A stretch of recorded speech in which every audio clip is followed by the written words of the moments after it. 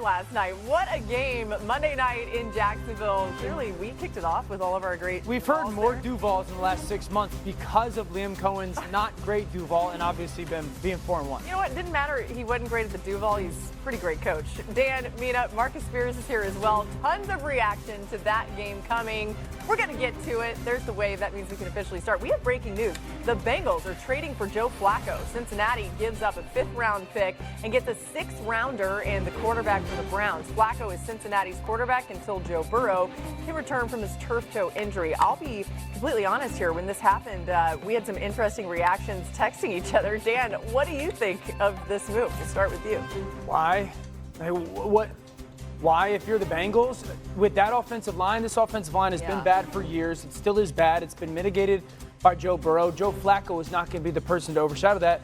And then the other thought was, do they in Cincinnati think that Joe's coming back? Like, is this the move that signifies, no, they have belief that Joe is going to come back maybe mid to late November, and they're just trying to keep themselves in the race so when he comes back, if they can get on that final 4 or 5 game run and get into the playoffs. But this one's odd to me. Even if that is the goal, this isn't the right quarterback to get there. I understand that there's a dearth of options, but to your point, Joe Flacco was terrible under pressure. In fact, dead last in the NFL in QBR under pressure. QBR of 3. The Bengals' offensive line is even worse than Cleveland's, and they don't have a run game. Cleveland actually has a run game. So I understand that Jake Browning hasn't been good, but I failed to see the upgrade here. I know people are going to say, well, who else? But at least try to capture some upside, potentially. I just don't see the upside in this move. Yeah, I agree. The perplexing thing for me was that Jake Browning has been here. Like, are you going to get better with Joe Flacco? And then you said it, and we've been talking about it, how bad this Cincinnati Bengals offensive line has been. But I contend always, any offensive line lining up in shotgun 60 times a game is probably going to look bad in 2025's NFL. Especially with Joe Flacco with an immobile quarterback. Like, this the guy you go to based on all of the problems that you've seen. I don't know if it's an understanding. I don't know if you think you can get the ball out quicker. I don't know what this move was about. But the first thing I thought about was, okay, let's bring in a statue to stand behind the offensive line that gets the quarterbacks hit and then get better? Yeah.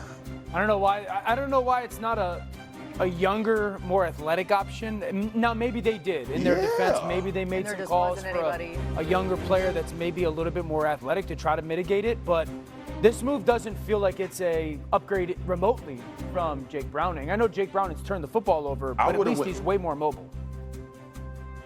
Yeah, I mean, look, man, mobility, it's better, but this should have been Jameis Winston. Yeah. Or even Russell Wilson. I just don't get the Flacco part of it. I don't get it. Well, okay, from the Brown side of things. We down on this one, y'all. After trading Joe Flacco, we're perplexed. To the Bengals, Dylan Gabriel, Shedeur Sanders are the 2 remaining quarterbacks on the Browns roster. Dylan Gabriel showed some promise even in a loss. Bailey Zappi is on Cleveland's practice squad. That's that. Let's move on. Let's go back to last night because this is a whole lot more fun than that conversation. All right, Patrick Mahomes, the Kansas City Chiefs, taking on Trevor Lawrence and the Jacksonville Jaguars. Third quarter, Jags trail 14-7. Lawrence launches a pass to Travis Hunter. What a catch. Ridiculous job by Travis Hunter of just tracking the football. That's like that athleticism, that ball skill, the instincts that we often talk about with athletes. That's a very special, very difficult catch. And how about Lawrence here? It felt like Spags didn't have a great plan for the running ability of Trevor Lawrence in this game. Yeah, really good job. A couple times he saw seams and did not hesitate, put his back foot in the ground and took off. And the game is tied late third quarter. Mahomes throws an interception. Devin Lloyd runs it back for the pick 6. He had 2 interceptions the week before, Mina. Yeah, didn't anticipate him dropping out of that pressure look. His coverage instincts this year have been excellent. Arguably the most improved player in the NFL. Wow. He got a little tired there at the end. I don't blame him. It's 100 yards a long time. Going. All right, fourth quarter, same score. Jags have the ball again. Lawrence, this time he throws an interception to McDuffie. Yeah, this is a huge point of the game. You know, start of the fourth quarter and you're up by a touchdown. This should have been pass interference. Fortunately for the Jags, it doesn't hurt them because the Chiefs immediately turn it into a tie football game.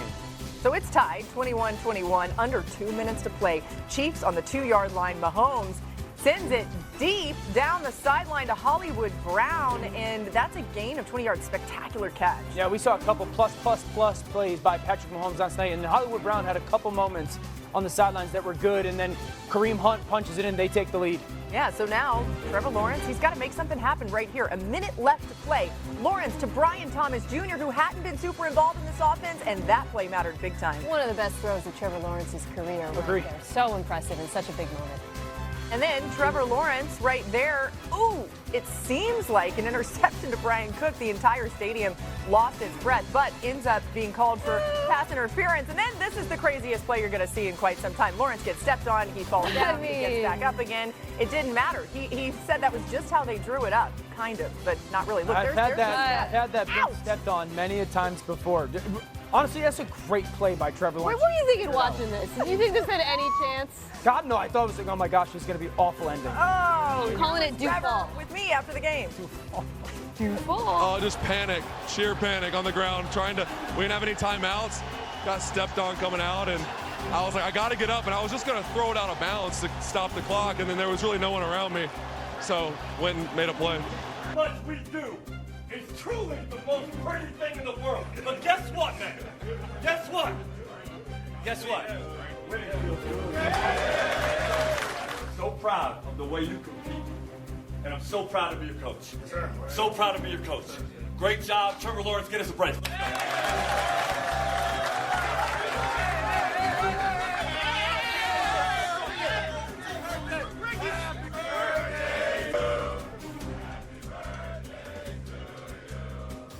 26?